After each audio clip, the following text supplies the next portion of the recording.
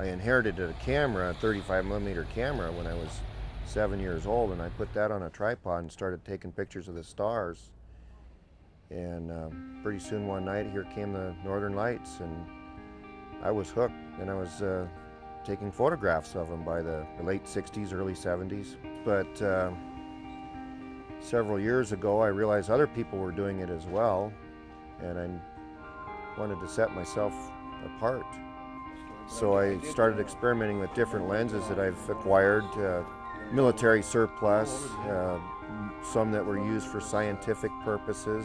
They had to use older technology to fly over Warsaw bases so they could verify the treaties between NATO and Warsaw Pact countries.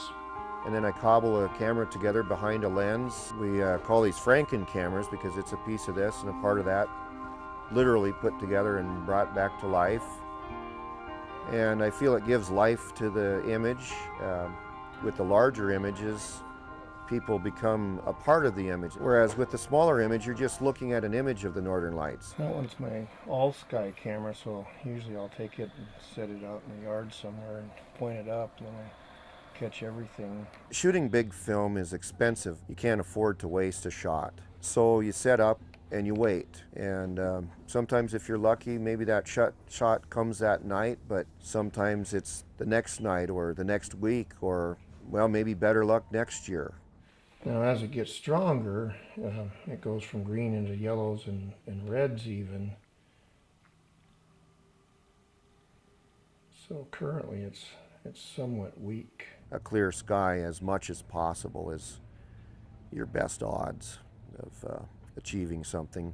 There's those magic nights when I'll step outside and there's the Northern Lights in all their glory, and I've gotten some of my best shots not 20 feet out the door.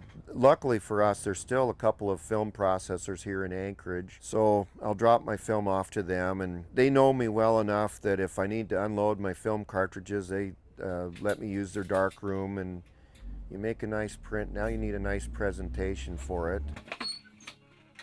So I've learned to do my own matte cutting and framing. What I do is fairly basic, but I try to do it in such a way that it doesn't interfere with my image, that perhaps it gives it a little more dimension, again draws you into it. All of my materials are made in the USA.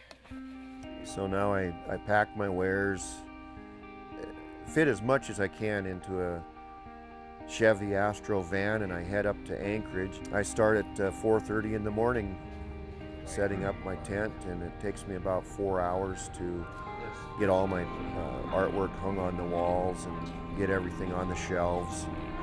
So maybe by 8 o'clock or 9 o'clock in the morning I'm completely ready to do business, and then I'll be there until 6 o'clock or so, button it up for the night. Sunday morning we get to start all over again. It makes money fall out of people's pockets. And it's the pack up and the drive home.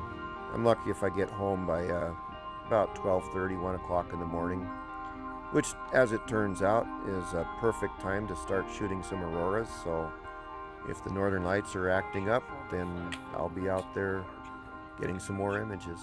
I'm going to step down in the yard there and plant this one somewhere.